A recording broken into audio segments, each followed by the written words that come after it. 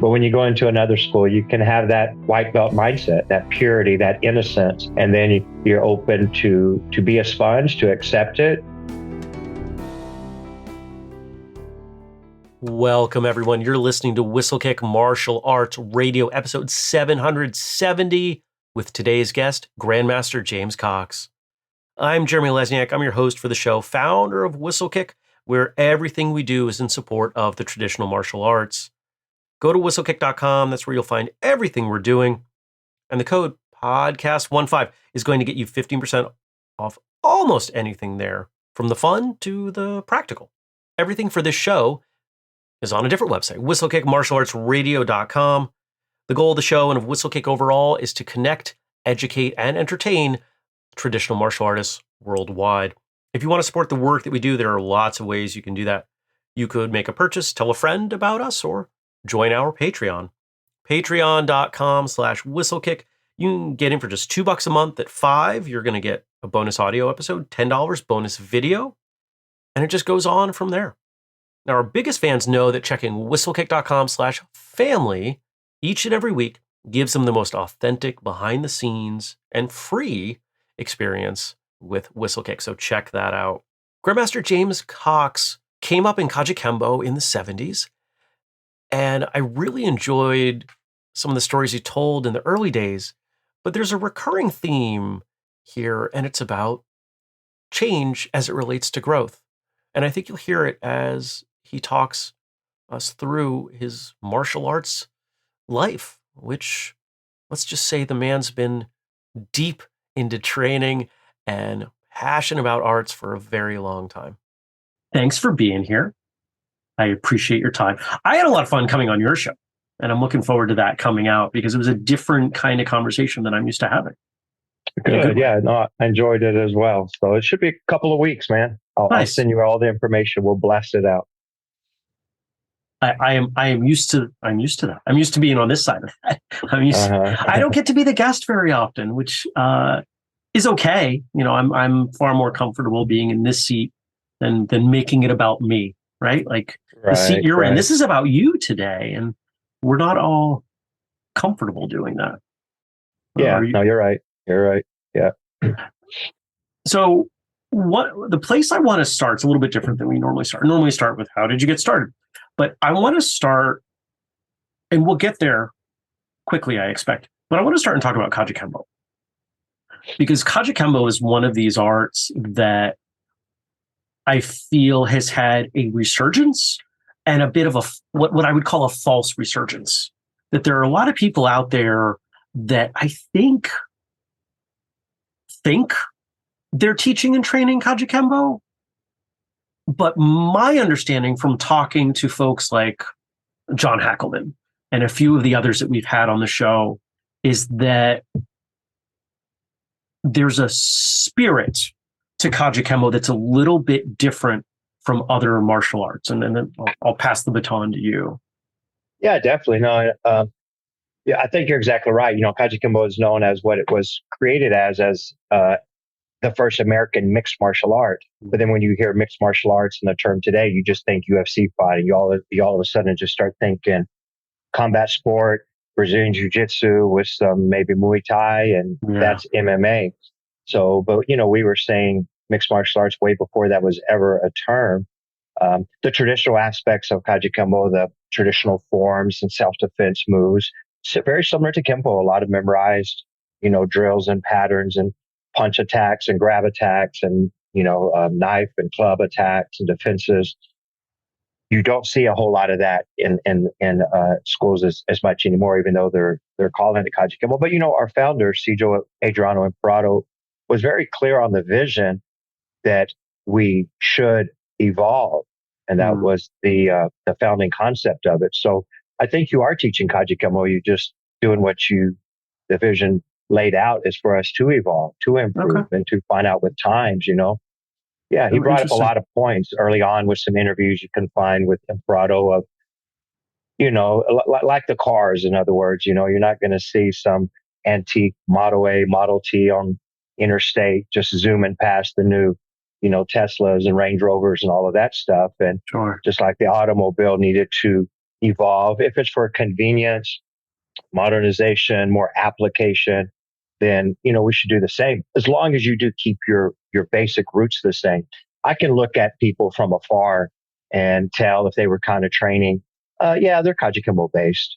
I use that term, Kajikembo based, because we're Kajikembo based, and we're still Kajikembo, but we do Krav Maga, Brazilian Jiu Jitsu, Muay Thai, and I think that's perfectly okay. I think that's what was endorsed. Mm.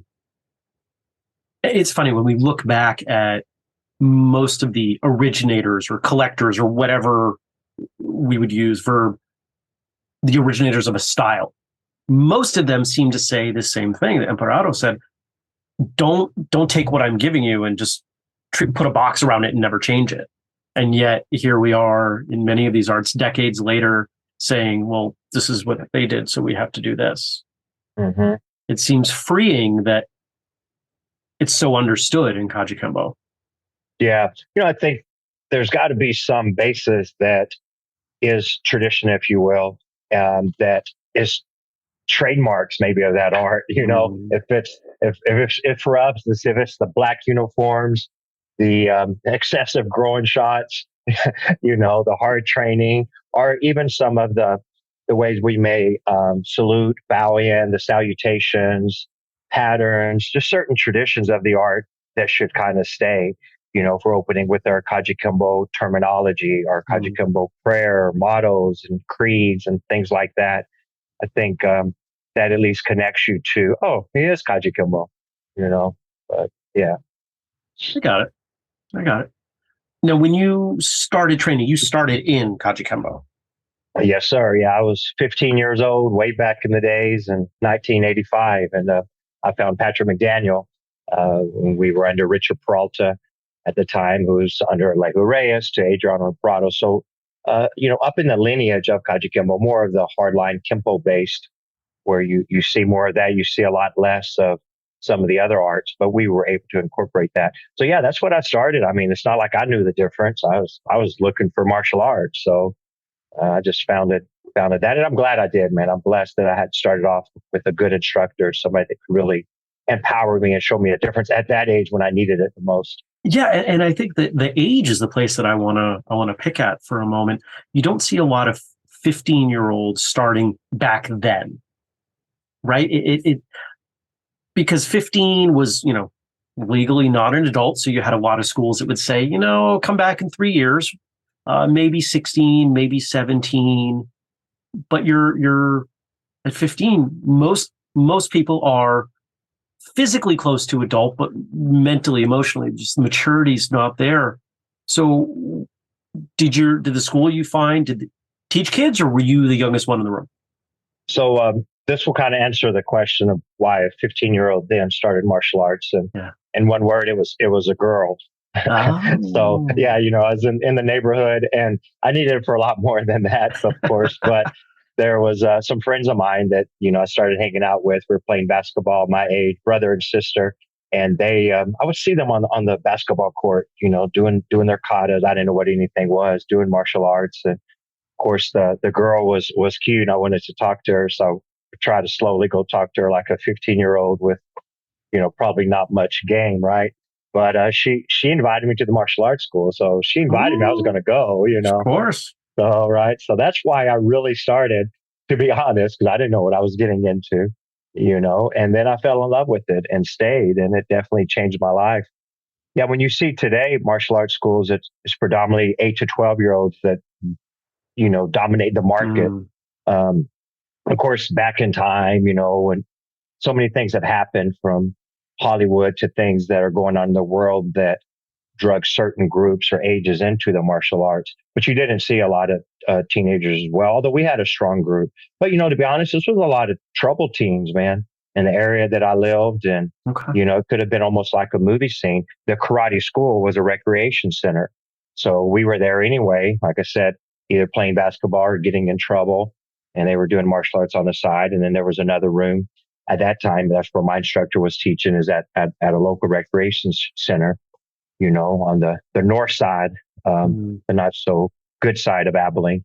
And man, he did great things with these kids. I was one of them, so That's why we try to pay it forward now with what we do. It's just the life-changing benefits that you see of the martial arts. And that's what I experienced early on, where I noticed kids that were my age that I hung out with that didn't follow either the girl to go try martial arts or whatever reason. Well, they followed other things, and most of them got in trouble. And several are either dead or in prison, and that very well could have been me. I want to ask about your parents in a moment. Before I do, did you get the girl? Yeah, well, we became real good friends. We're still friends today. Okay. So. Well, hey, it's, to remain friends through that duration, that's probably a better roll of the dice than 100% than getting together. Then that would have been tough to survive. We became family. That whole group of class, and trying to look back, man, probably was 20 students, 20, 30 students, good students, hardcore. I mean, he trained us like my instructor trained you. It didn't matter your age, he trained you pretty much the same. I feel I saw him train 8-year-olds just like a 30-year-old, and we became definitely extended family, friends, traveling weekends together to tournaments and building those relationships. And like I said, still today, 38 years later, we're still friends. Yeah. Where does that bond come from? You have a school now, right? Like you have students, and I would imagine that you try to foster that relationship among your students, because let's face it, the tighter people are, the less likely they are to leave. So it's a good thing for everyone. What was it about? You said there was a group of 20 of you that bonded. Was it just because you were all there and it was something new, or was it more than that? I think what happens is you get vulnerable and you find yourself through a lot of struggles when you're training hard, at least. So, if you want to call it blood, sweat, and tears, or just a struggle of holding a horse stance for 10, 15 minutes, or seemed a lot longer at least. And traveling together, road trips make the difference. And you just build relationships, and going through bigger things. If it's an amazing martial arts training seminar with a celebrity martial artist that you got to experience together. That's what happened with us. I remember us traveling to conventions, and a lot of this was, pre-internet, and being able to train with people that we saw or heard about maybe in magazines and stories and things like that, and so that just built a stronger relationship, and us just stay there together. And then when we get into the big things like your black belt test, or prepping for that, junior black belt or whatever, black belt trial, candidate practice, boot camp, whatever people call it nowadays, going through that together. And our instructor had us do, things like projects. I mean, if it was reading a certain book and doing a report on it, or it was telling the history of our martial arts style and other martial arts styles, then we spent time together studying. We spent time together laughing and crying, and I think we just became closer. And it's a weird thing because we were sometimes each other's best, toughest competitors. We even had to compete against each other, at events, because a lot of us were the same age and the same divisions. So, what I'm hearing is that it wasn't just about the time on the floor. It was about the time doing a variety of things and building that bond in different ways. So that makes sense. I can see that. And I suspect we have some people nodding, saying that makes sense. Yeah. But your parents. So at 15, I suspect that, you probably weren't living on your own at that point. Some people are emancipated, but that wasn't you, I'm guessing. No, but I was a single mom. Yeah. Okay. My father passed away when I was 13. So that was a couple of years, about a year and a half or so after I started martial arts. And I think it was for a lot of reasons is that I really needed it, losing my dad at an early age, and then my mom trying her best, but it was hard, man, because I'm the youngest of 7. Now, a few of my siblings were gone. They were married with kids and gone before I was even around. So with a large family and us spread out, it was tough on my mom, and we struggled, but martial arts definitely made a difference. That became my first job. So I was at 17 years old. I was teaching at the YMCA as a brown belt. And that was my first paid gig. Yeah. Did mom have any reservations about you training or teaching, or hanging out with this, super violent group of people that punch each other? She did at first, just because she didn't understand it, but she saw the differences, and she was my biggest supporter, my biggest fan. Yeah, cool. Yeah. I was Did she come to always a celebrity. competitions? And She did to a couple. No, those scared her. So yeah, so she did to a few early on, and then she didn't like to see that. Sparring in the 70s was a whole different ball game. Yeah, little to no pads. Sometimes without. It was those. Remember, we first started. We had those June Ree pads. It was very thin, right? And yeah, good stuff though, man. I'm glad I went through it. Good. So you brought us up to 17, brown belt teaching, helping at the school. What's the next milestone on the journey? Yeah, man, I just kept competing, and then went from sport karate. We would go to the karate tournaments, and Texas was big with tournaments. I mean, we could compete every weekend if we wanted to. And sometimes if we did, or at least it felt like it, there was an average, some years, 35 tournaments. That's a lot of tournaments. That's a lot. It's a lot of weekends. Then I started getting into full contact. So I found a boxing coach, because I always wanted to do some boxing.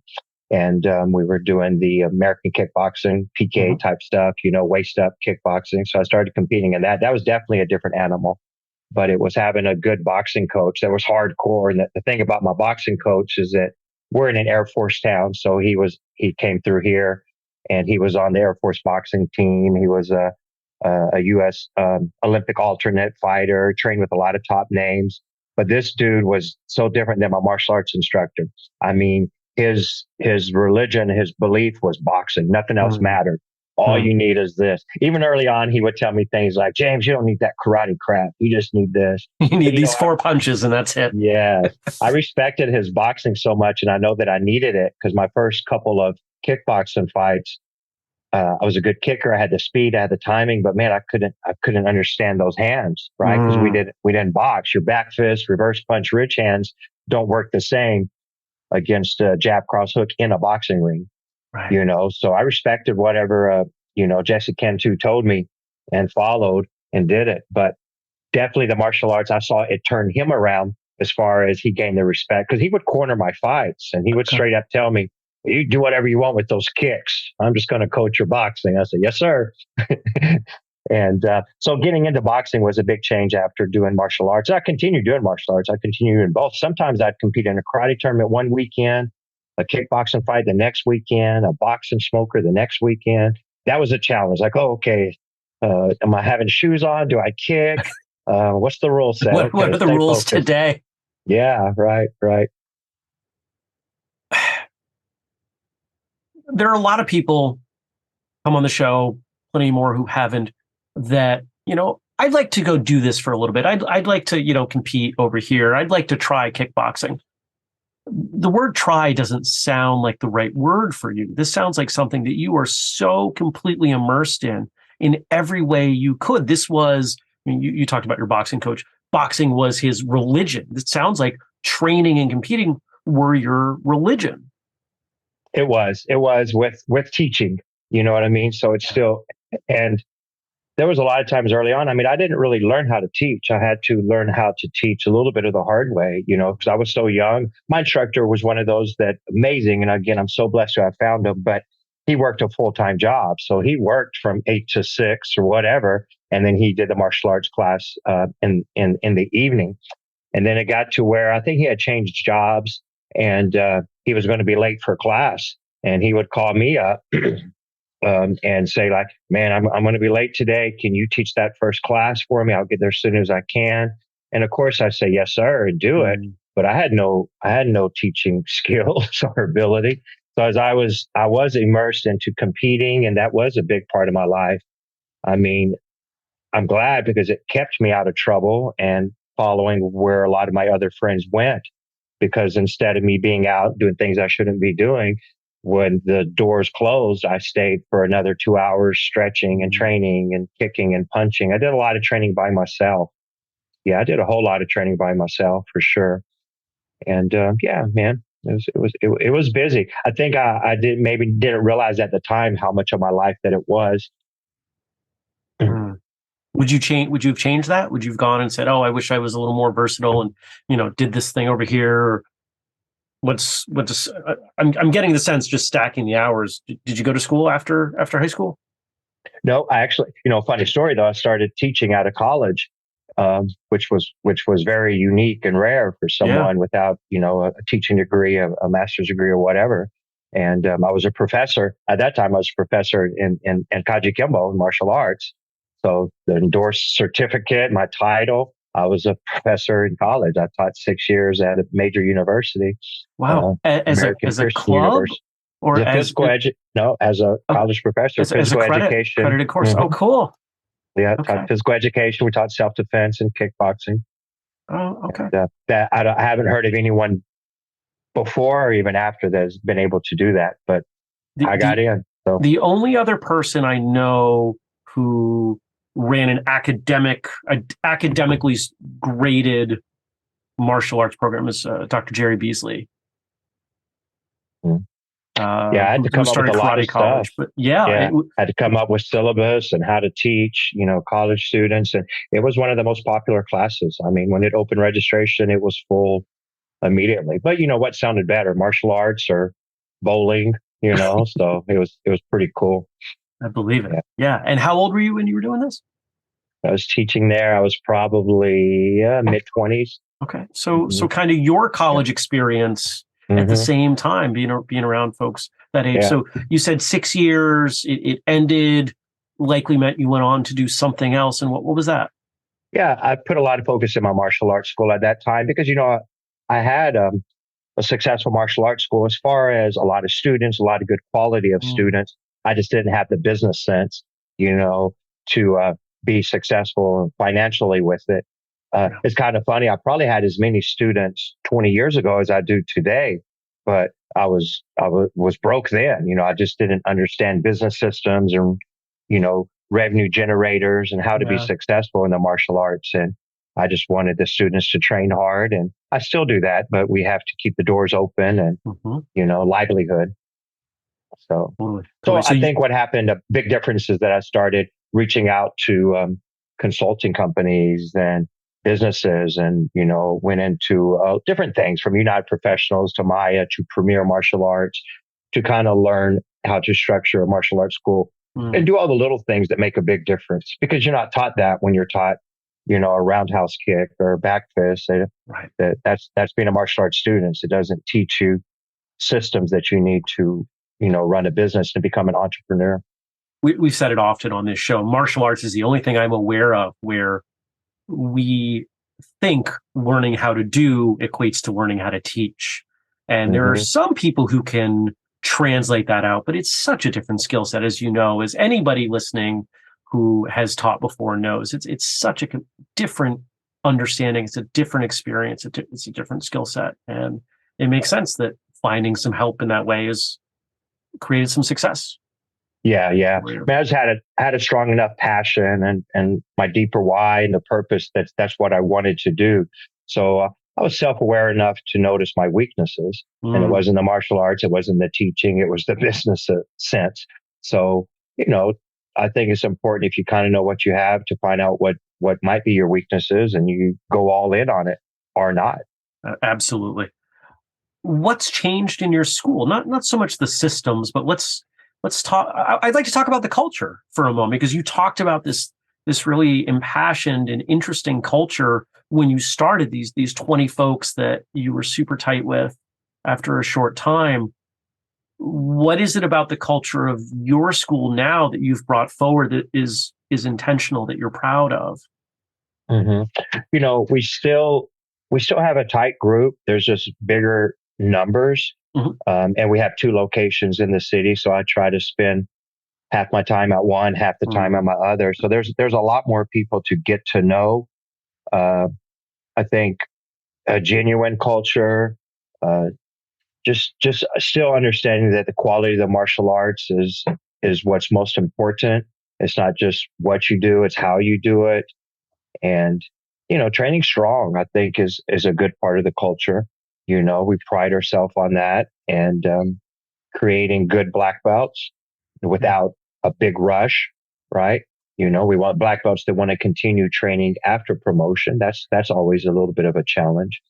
But I think the culture is one of understanding a variety of aspects of training, the mixed martial art concept, not being limited to one thing, the experience, and the focus on the details. So we're detail oriented, and I think that's an important thing that my students know that, if they're going to throw a left hook, they can't drop their right hand. They're going to throw a kick. How's the form of the foot? So to not overlook some of those details, like it's easy to do, Yeah. Yeah. Let's talk about that second location for a minute, because it's something that a lot of schools try to do. And I have a saying, I do some consulting both in and outside of the martial arts. And I tell people, when you open a second location, you go in thinking that it's going to double your work. And I think it's so much more than that. I think it's 4x, because things that you thought were good here, you didn't realize they're good because you were there all the time. All these things pop up. What was that experience of deciding to and opening up and having opened a second location like? Yeah. So, we were pretty maxed out at our location. So it was either to start putting people on waiting lists, doing some things like that, or move to a bigger building. And I've kind of learned that bigger is not really better. The whole mega martial arts school is not really a good business model. You got the overhead. And if you, in theory, it's like, man, we'll just run 2 classes at once. We'll have this class over here, but now someone calls in sick or this or that. Staff is typically the biggest challenge. So our school was doing well, and I felt it was a time, instead of expanding, to open another location and close enough, but another area. I mean, it's only 15 minutes away, but it's a different area of town. And the good thing is that we were able to improve on things that we had learned through the experiences at the other school, right? And the biggest thing was to keep it simple, a smaller school. What do you need? What do you not need? Stop just getting crap in your school because you felt like you needed a pull-up bar or an additional medicine ball or something you found that you saw that looked cool.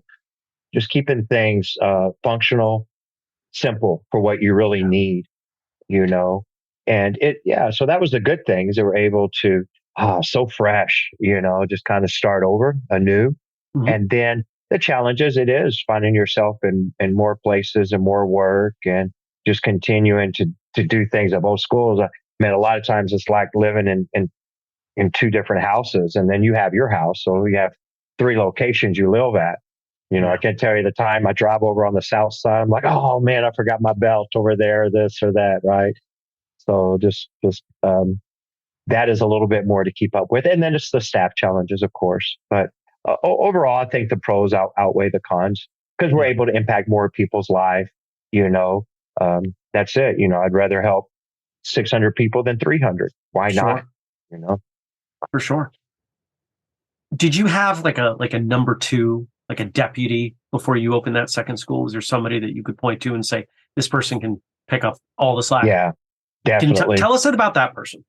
Yeah. I think you always need someone you can delegate to, and I prefer to have people that I raised in the martial arts versus hiring outside. It's common now to put ads out and just hire for martial artists anywhere. And I've done it, and I may have to do it again. But if I can find someone that I raised, meaning they were my white and yellow and orange and purple and blue and green and brown and black belt, then they know our terminology, our jargon. They know our little, things that we do that are unique.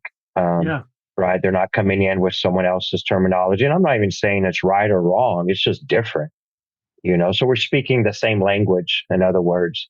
And I had a kid that started when he was 10 years old, and similar to me. And that was young, but he started because he was just a handful, and he was raised by his grandparents, and he was getting in trouble already. And they didn't want to put him on medicine for ADHD and all of these things. So martial arts changed his life in the same ways. He was so busy, but he found something that he had a passion for. He just had a lot of energy and moved fast. And this gave him something that he could give back to as well.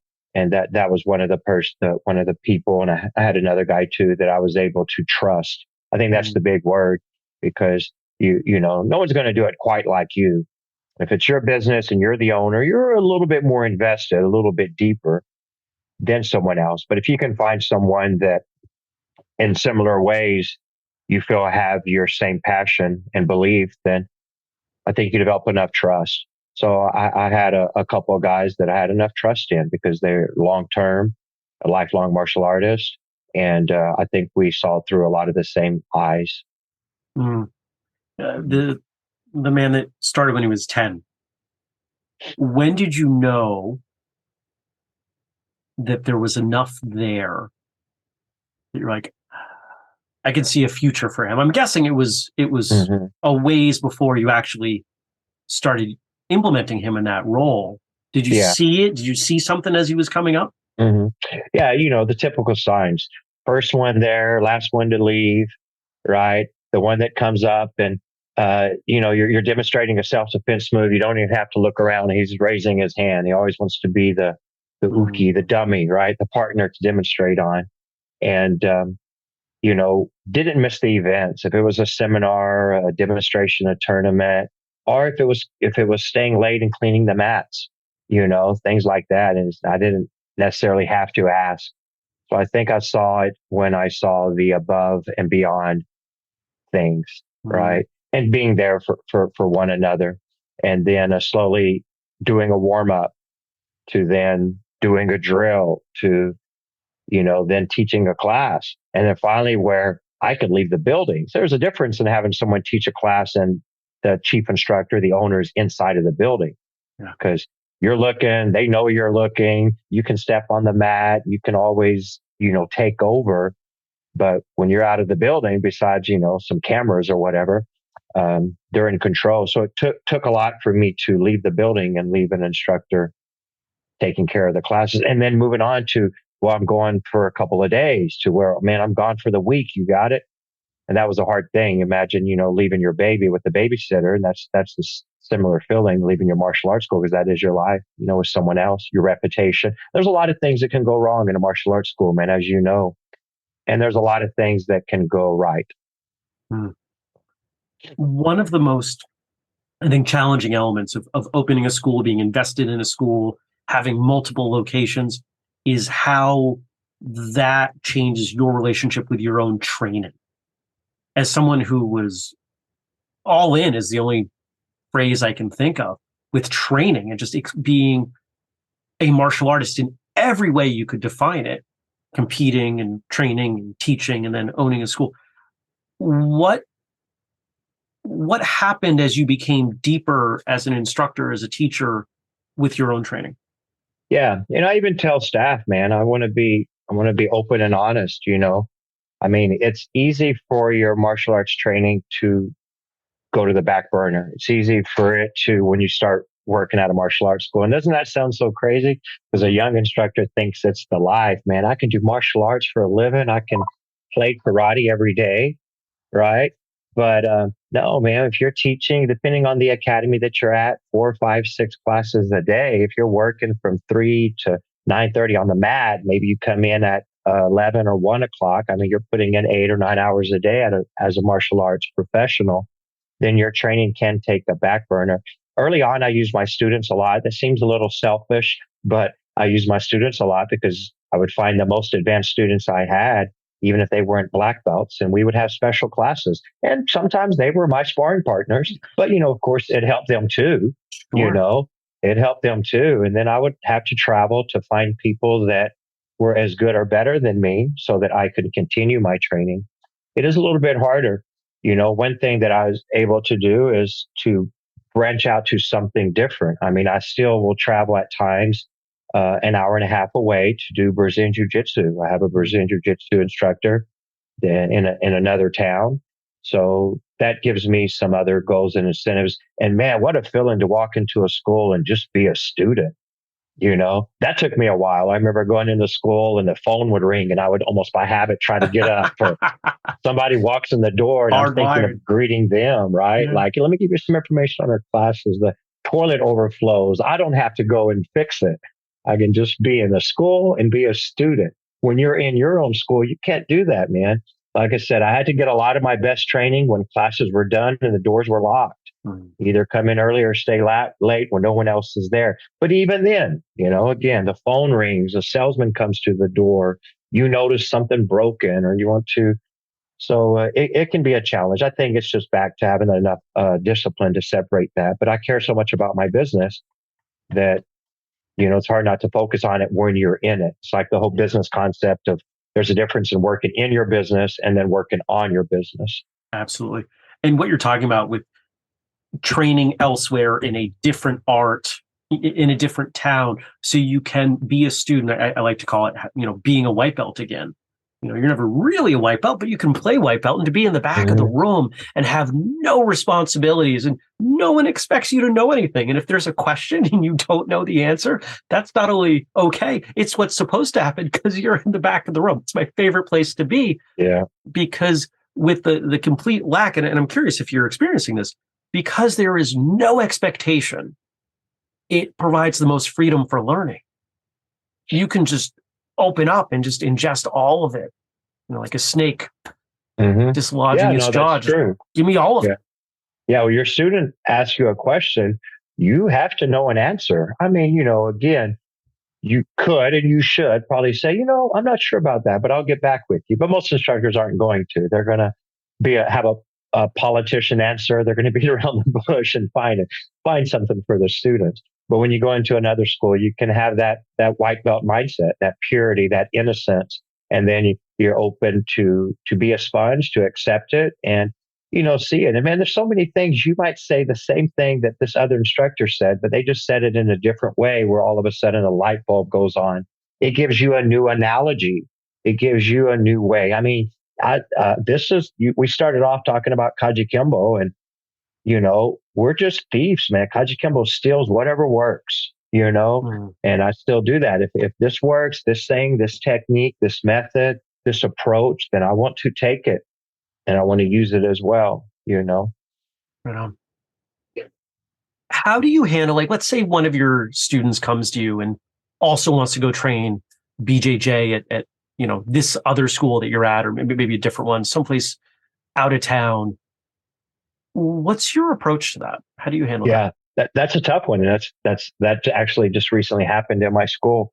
Look, if someone is offering something that you can't, I mean, what can you say? You could always start by trying to remind them of the benefits and the value of your school, but you don't own this person. You can't say they can't go here or go there. If you owned a restaurant, you would love for them to love your food better than any other place in town. And you know what? Cook a better dish and be the best restaurant in town. But if there's a personal preference and they prefer this other type of food on the other side of town, it's similar with martial arts. Now, we teach a variety. Here's where I wouldn't necessarily agree with it. If they're going somewhere that is teaching the same thing we're teaching, see, that can a lot of times just be confusion, because they have their favorite. Well, this is the way we do it here, and then the student is just learning too much. There's a such thing as knowing too much, where you're just, you don't have enough to apply.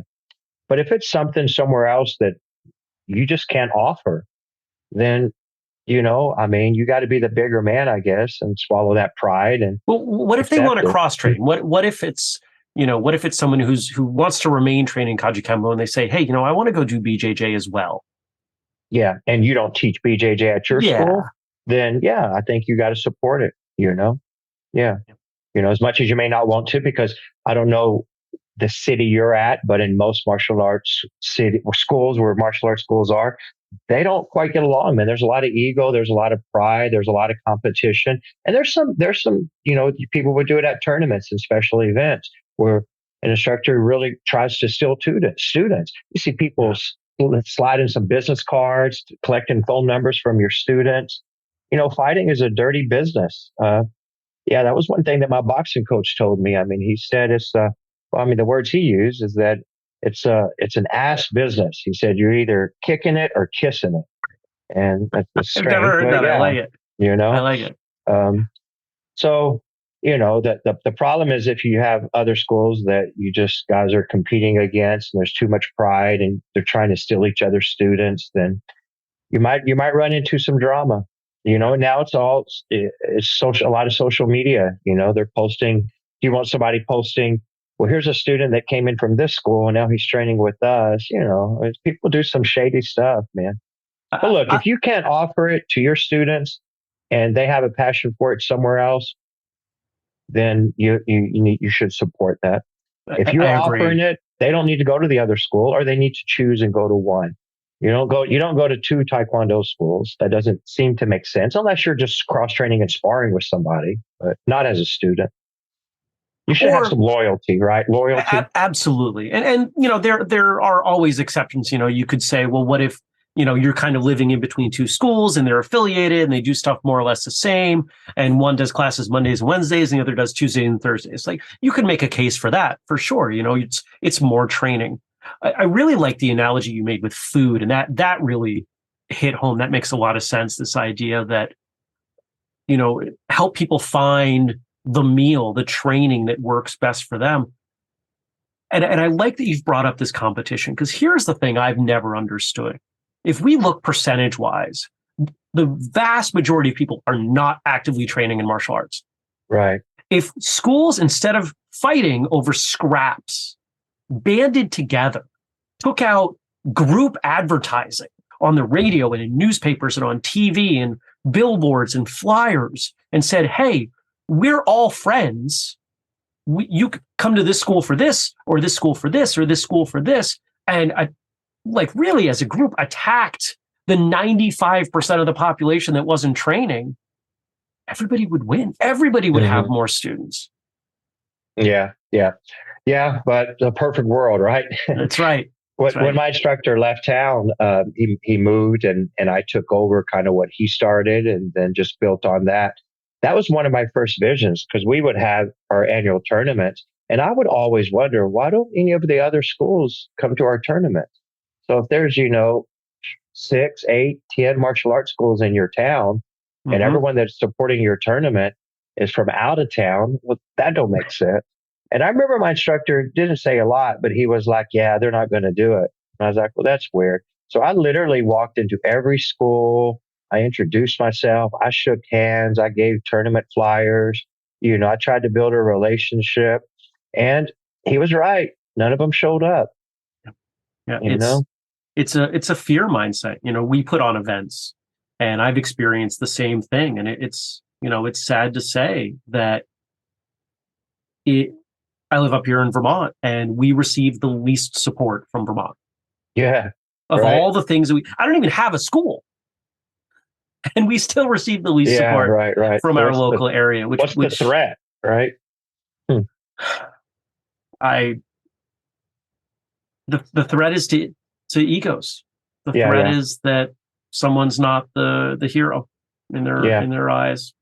Yeah, there's a lot of ego and belt and rank, but that's everywhere. I mean, that's stereotypes of a police officer, an attorney, where there's a little power, rank, and title, where you're getting literally bowed to, and things like that. That it can go to your head. Yeah. Right. Yeah. Yeah. When we do events, we have people put on name tags, and I never say what people have to put on the name tags, but I and the staff, we always just put first names. Yeah, I like that. And we see what happens. You get some people who struggle, and I can see them. I watch out of the corner of my eye. I watch them writing out that name tag, going, everybody just has their first name, but this is a martial arts event, and there's an interesting filter that occurs there. The people who really want to list out a bunch of titles on a 2x3 sticker, they don't tend to show up again. Yeah.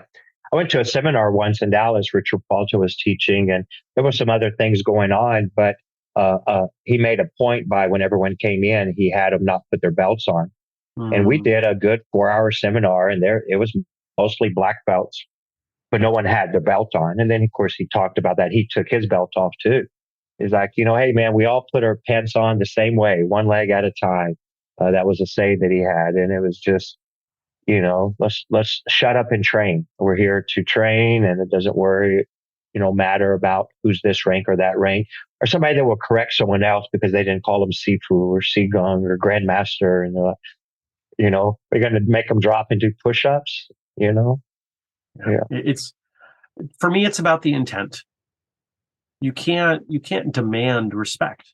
You can ask for respectful gestures, but they can still be done with, you don't control what that person's thinking in their head. I've certainly bowed to people that I do not want at my dinner table. Yeah, right. Yeah, that's a shame. I've taught some little kids, let's say a 5-year-old, and I want to teach them some of the life skills. It's a strong thing in Texas to say yes, sir, no, sir, yes, ma'am, no, ma'am. And I've found some ways to do it where I address them as sir, I address them as ma'am. And I remember I had a kid saying, I'm not a sir, I'm a boy. And I explained to him, but I respect you. And I want to call you sir. But before I know it, then they're calling me sir. Yeah. You're modeling the behavior. Exactly. Regardless of rank, regardless of experience, you are willing to lead instead of push. And I think it's such a different dynamic. And I would imagine that if we dug into, not that it's this kind of a show, but if we dug into your retention numbers, it will reflect that you are a leader and you're willing to be out in front. Yeah, lead by example. It's not always easy, but yeah. No, if it was easy, everybody would do it. You're right. What's coming down the pipe? What's keeping you excited? What are you building towards, training for? Anything like that? Let's talk about the future.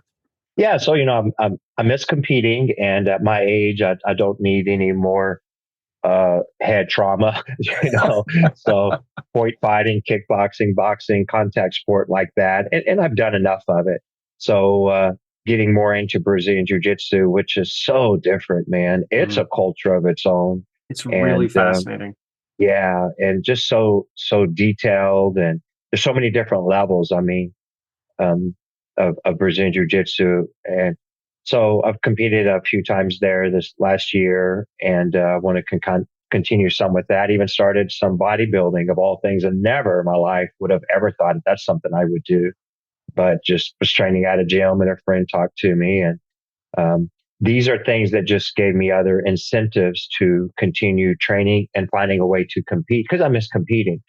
Yeah. But I think, my time is done, and those specific aspects, I mean, I could still do it, but why? Doing some Spartan races. I've never done those things in my life. So all of a sudden at this age, so just trying some new and different things to push my own limits and to stretch things out and have fun in some different ways. Those struggles and challenges are pretty cool. And you bond with different people, just like I bonded early on with the martial arts team that I traveled with, to find out a little bit different culture of Spartan races, bodybuilding, jiu-jitsu tournaments. Other than that, my focus is on my students and my school. And right now we have a black belt testing. So we typically will do one black belt exam a year. I do it every December. So depending who I have that is eligible and prepared. And that's always an exciting thing. It's like the goal of, in overall, pound for pound, how can you make the next generation of your black belts better? And, better in different ways, because I don't think no one's going to be as tough as my early black belts were. They were just rough and rugged and tough, because that's kind of how we trained and taught. It's what you expected of them, I imagine. Yeah. But we got some differences. Now my guys are more versatile with a variety of training, and also educated, because I spend more time now on, hey, tell me the history of Krav Maga. Where did Brazilian Jiu-Jitsu come from? What can you tell me about Taekwondo? And so they do some research, they do some speech, and public speaking, man, what a fear for so many people. But then I hear number one fear in the Western culture. So we make these students, we encourage, we help, we go over some of this ways to be better communicators. I mean, I still need to work on it myself. And it makes big differences in their life. So I hear back from when, the younger kid went to college, or, even the adult, and how they were able to, get a better career through an interview process, or build a relationship from ways that they were forced to communicate in front of somebody. So to get on a microphone at a big belt graduation and talk to 500, 1,000 people, about the history of judo, I mean, it does a lot more for you than just that. But you're also educated on what you're doing. Man, I ran into some people and maybe I'm fascinated about the style. It's like, I haven't quite heard about that. What is Kyokushinkai? Can you tell me more about it? And a black belt. And they're like, they don't know anything, the history of their style. So that's something that we do that my instructor did to us. And I'm excited about building future black belts. I think that's the best answer to your question. Building future black belts and finding ways to make them a little bit better than the last generation, even though it's going to be different. Now, here's a tough question. And I recognize I'm kind of putting you on the spot with this one, and it can be a dicey subject. How do you define in your school a black belt, other than this time? Actually, no, I'm going to pull that back because maybe that is part of your definition. If someone said, what is a black belt to you? What would you tell them? Well, my first answer is someone that is becoming the best version of their self, that has made some drastic changes in the past 4 years, whatever, 4, 5, 6 years. If it was more for a lot of the adults, it's the weight loss, it's the flexibility, it's the fitness level, it's the confidence. All of a sudden their head is up, their chest is out. They believe in themselves. And, at the end of the day, they can fight. They can defend themselves. They can put some pads on and spar and, look above average for sure. So a black belt is someone that, let's just say it, they're above average, but that's their version of their black belt. You can't compare John with Tom. Tom might be an athlete who was able to pick this stuff up, and man, he's just extraordinary already. And the other guy could have some learning disabilities, could have some struggles that we don't know about. But for him, I mean, that is his black belt. I don't think everyone can become a black belt, but I think most people can in the right academy, because that's them that have become the best version of themselves. What would keep someone from becoming a black belt? What would keep them is lack of effort, energy. I mean, all of us, they had some requirements, and all of a sudden they weren't coming to that Friday class. They didn't make 80% of the boot camp trainings. They, we've worked on this push-up, we've worked on this drill, and you're just still not getting it because you're not trying. So I think lack of trying is the biggest thing, because you can tell when someone is trying. I would agree. Yeah. All right. If we circled back 5-10 years from now, and I said, hey, James, what's happened since we last chatted? Let's pretend we don't talk in the meantime. What would be the first things that you would be hoping you would tell me?